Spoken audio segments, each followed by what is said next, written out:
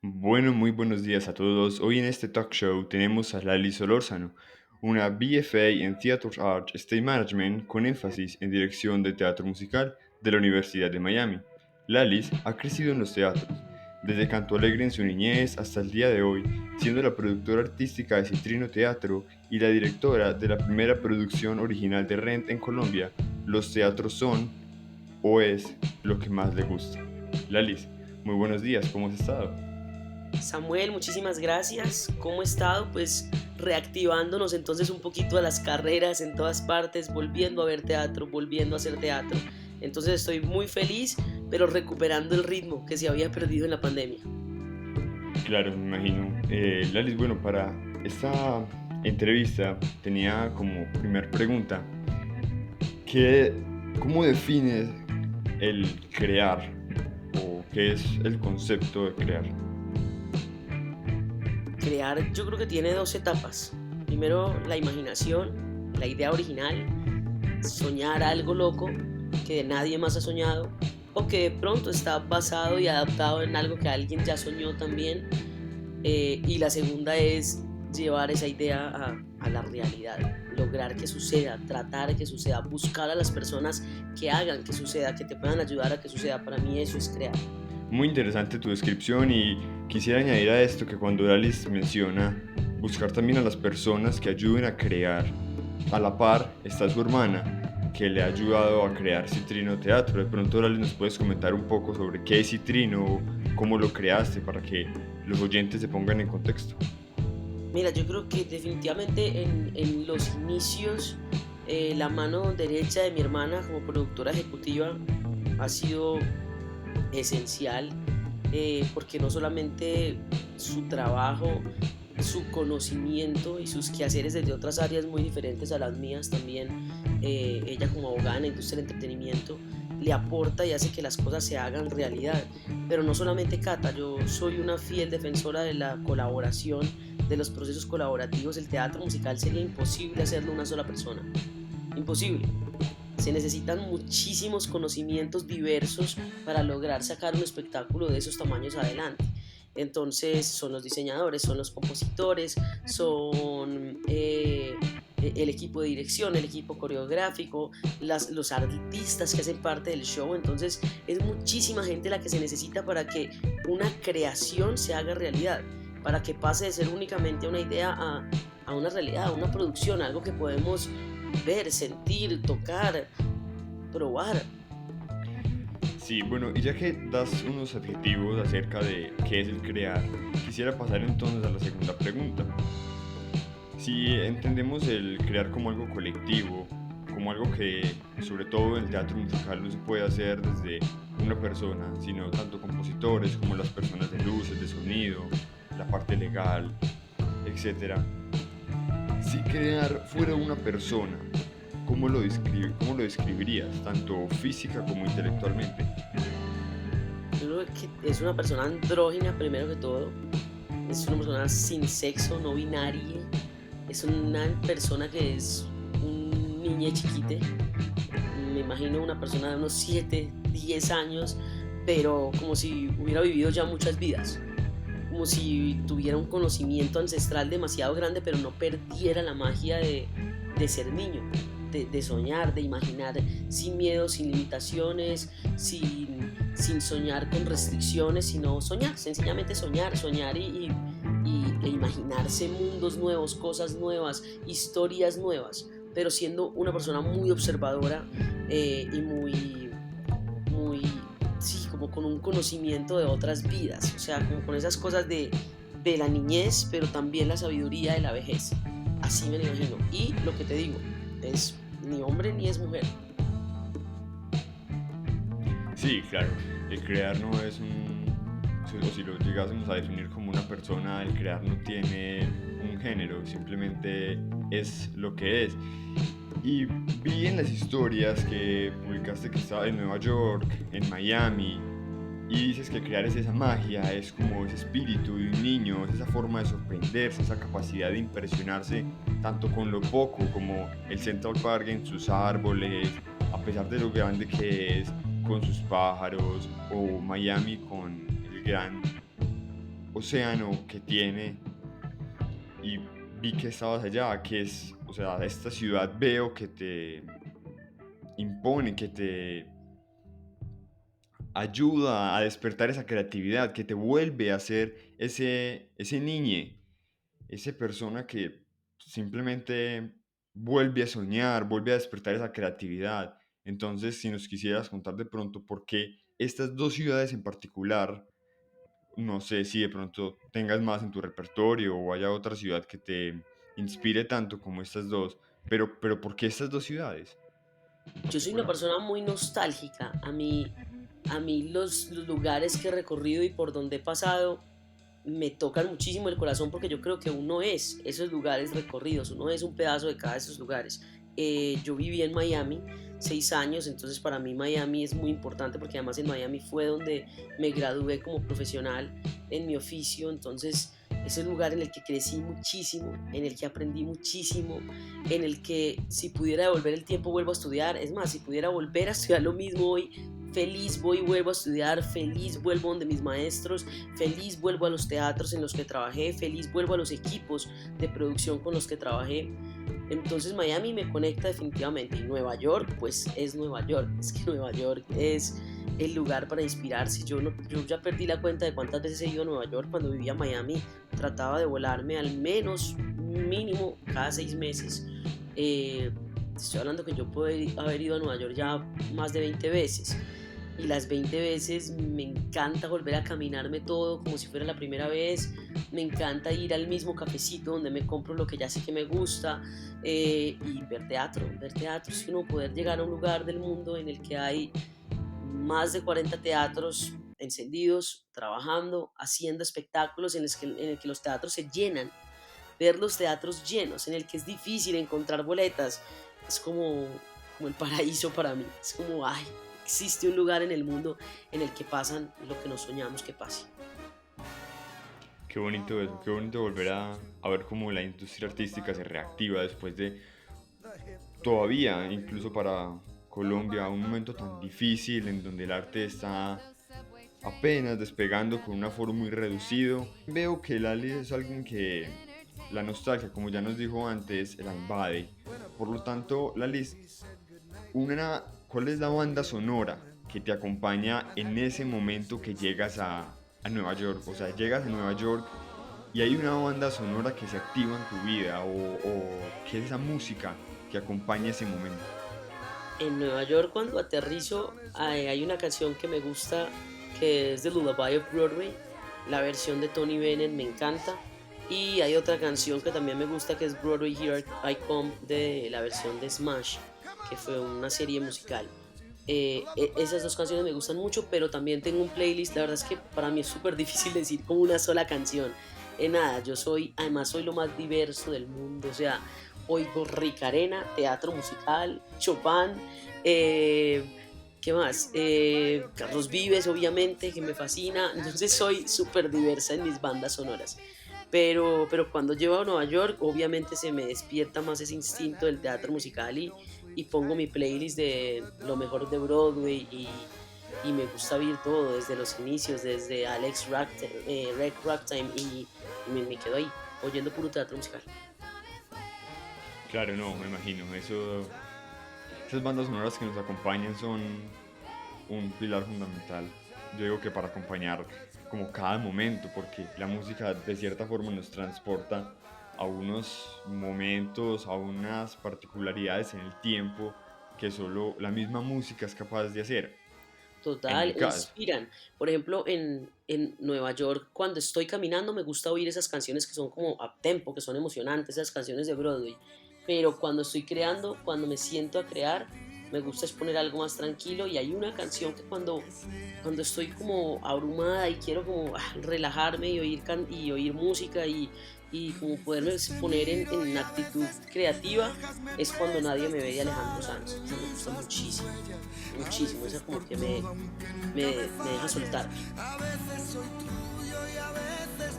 claro, pero hablas de crear cuando estás haciendo tus guiones, pero yo quisiera que nos contaras un poco, y esto es algo adicional, cuando estabas creando Con ella sí, para los que no saben, Con ella sí es una obra de teatro musical creada por Lalis.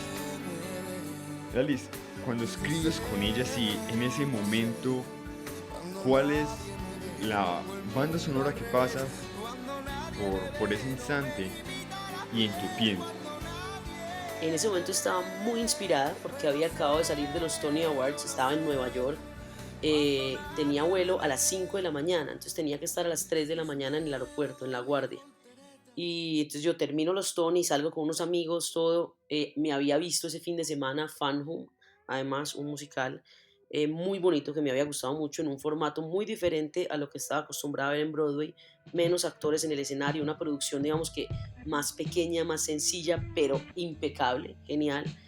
Entonces me voy al aeropuerto y ahí se me empieza a ocurrir esta idea. Yo venía oyendo la música de estos shows que me había acabado de ver en Broadway, venía oyendo Fan Home, venía oyendo Kinky Boots, Rent, no me puede faltar, siempre por ahí se meten canciones.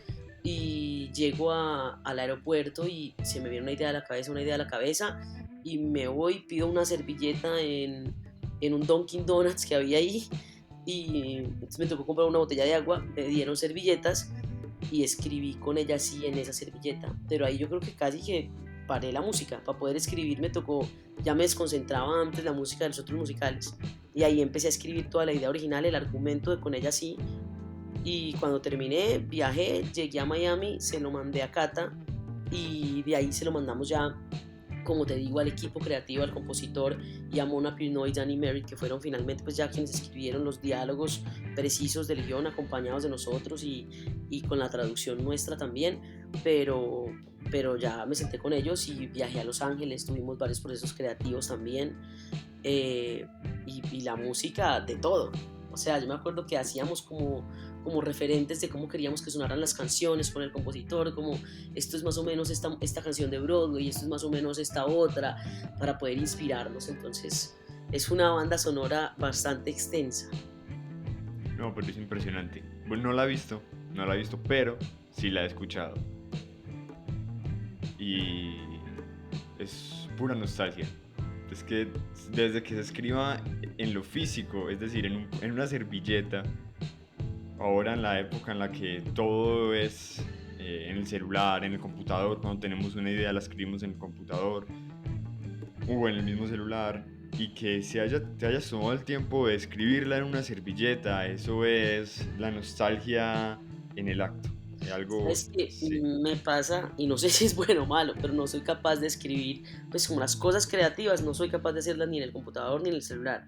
Tiene que ser a mano. Y ya vivo con libreticas. Desde la historia de la servilleta, todos mis amigos me regalan libretas, como quien dice que no le vuelva a pasar. Entonces me regalan libretas de todo. Claro. Y yo vivo con libreticas y ahí escribo y escribo todas las ideas. Mira, yo creo que si uno produjera todas las ideas que se le vienen a la cabeza, yo ya hubiera hecho por ahí 100 musicales. Porque cuanta idea se me ocurre, yo llego y la escribo ahí. Y con ella sí, ojalá la podamos ver muy pronto, ojalá la podamos hacer muy pronto, que la gente se vacune y que en Colombia podamos volver a hacer 100% los teatros llenos. Sí, claro, yo soy uno de los, he de decir que soy de los primeros que está ansioso por ver Con ella, sí, pues no conozco el teatro musical, he de decirlo, nunca he ido a una obra de teatro musical, pero las ansias son muchas. Y para esto, Lalis, tengo una última petición. Sé que es difícil, sé que no es fácil para una persona que ha visto tanto teatro musical en su vida, pero un top 10. Las personas que apenas van a empezar a ver teatro musical son las que tienen que conocer estas 10 obras, o sea, son imperdibles.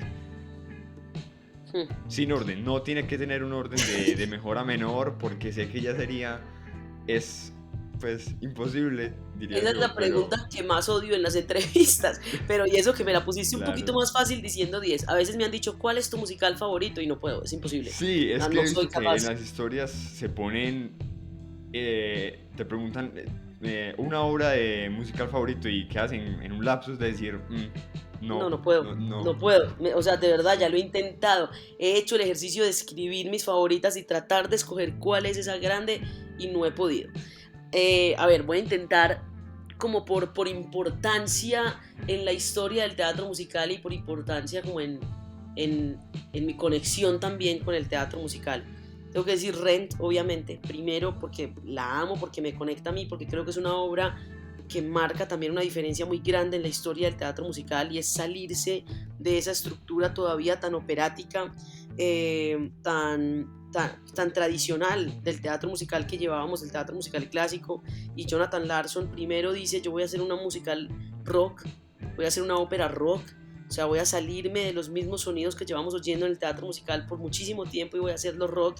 Y fuera de eso, voy a contar nuestras historias. Voy a dejar de hablar de la Primera Guerra Mundial, de la Segunda Guerra Mundial. Voy a dejar de hablar de nuestros pueblos, de nuestros... No, voy a hablar de mi gente de hoy, de mi gente en la calle, de mis amigos que se están muriendo de VIH. Voy a hablar de mis amigos afro, de mis amigos LGBT. Entonces, esa obra me encanta, esa yo creo que es de mis favoritas. Y hay otras dos obras que también han marcado la diferencia en, en la historia del teatro musical. Antes de Rent fue Hair. De hecho, Rent está un poco inspirado también en el movimiento que logró Hair. Y en Rent está inspirada Hamilton también. Hamilton también.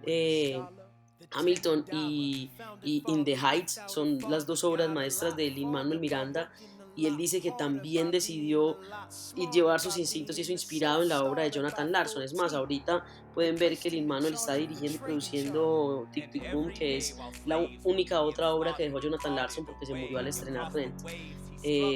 Y hay que verla, la tienen que ver, se las recomiendo. Bueno, de los clásicos, si me voy a los clásicos, de mis favoritos, Oklahoma me gusta muchísimo, la música de Oklahoma me gusta mucho. Los Miserables es una obra, es como de los musicales de gran tamaño y de gran formato, mi favorito. Tengo que confesarles acá que no me gusta Cats, odio Cats. Entonces Los Miserables, como esos musicales de gran tamaño. El Rey León.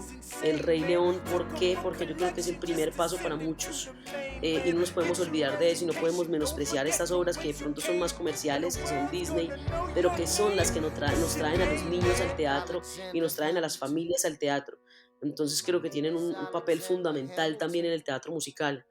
Eh, Company, Steven Sondheim, tengo que decir alguna de él porque me encanta. Y Company es una maravilla y va a volver a abrir ahorita un revival en Broadway. Hay que vérselo. Por Latinoamérica, por español, diría West Side Story e In the Heights. Son como las primeras obras que cuentan de nuestra gente, que hablan de nuestra gente.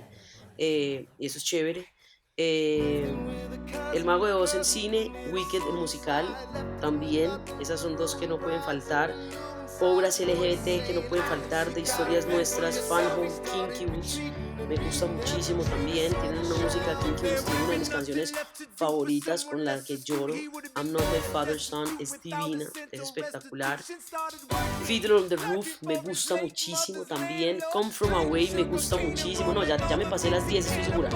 Creo que ya me las pasé hace rato. Sí, ya como 15, pero No, es que es imposible. Es demasiado. imposible. Sí. Pero, y antes de terminar, tengo que decir, también tenemos que apoyar las historias nuestras, las historias que se construyen en nuestro país. Está Gaitán, el hombre de quien amé de Missy. Es la historia de Gaitán, es espectacular, es hermosa, la música es muy bonita y una música nuestra además, con las prestaciones de Missy, que es una tesa que fue una mujer inspiradora para todos nosotros, que fue mi maestra también, tuve la fortuna de que fuera mi maestra. Y con ella sí, obviamente, la tienen que oír en todas las plataformas digitales. No, oír y ir a verla, porque estoy seguro que los teatros van a volver a...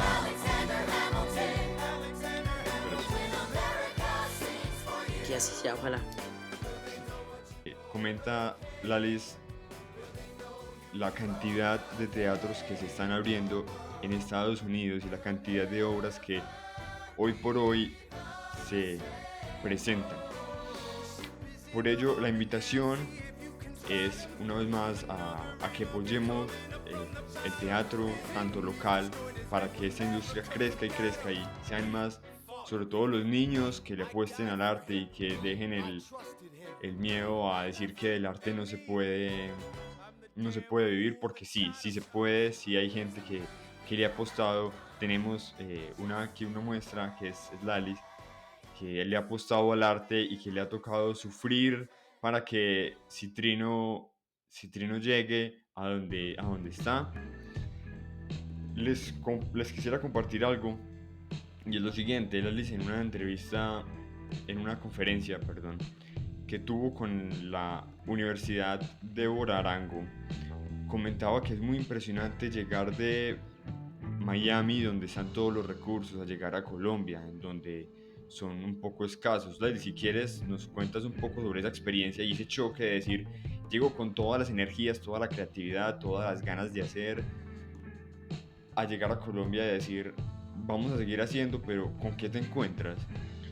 Sí, obviamente las condiciones de los dos países pues son muy diferentes. Estamos hablando de un país que es potencia mundial económica y de un país como Colombia que tiene muchísimos problemas sociales y económicos que nos trascienden también a la industria cultural y al arte, pero que lastimosamente somos siempre los primeros que lo sentimos.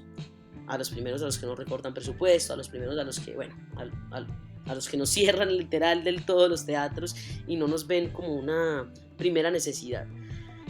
Obviamente la pandemia afectó todo más, o sea, si antes había dicho eso, ahora sí que estamos en situaciones más complejas, pero yo creo que lo que nos puede ayudar a cambiar es que más personas estudien profesionalmente las artes para que podamos hacer industria, porque la industria se hace cuando esto tiene profesionales y cuando hay un conocimiento profesional y un conocimiento técnico que nos permita exigirle más en la calidad artística y física de los espectáculos. Entonces, por eso acepté esa vez la invitación a la Débora Arango, porque creo firmemente en que la profesionalización de las artes es lo que nos puede hacer cambiar. Mientras sigamos viendo las artes únicamente como el amateur, no quiero decir que eso no pueda existir. Claro que es absolutamente valioso el trabajo amateur que se hace en nuestro país, pero yo creo que a medida que logremos la profesionalización de nuestros oficios, vamos a poder hacer industria, vamos a poder exigir más cosas y vamos a podernos organizar como una industria. Bueno, ya con esa invitación acabaríamos entonces este espacio para que escuchemos lo que el arte tiene por mostrarnos y para que lo sintamos desde los rincones en los que nos encontremos. Alice, ahora sí, muchas gracias por este tiempo, de verdad que ha Muchísimas gracias sido a muy ti, valioso. mil gracias a ti, Samuel. Sí. Bueno, continuamos entonces en estudio con nuestros compañeros.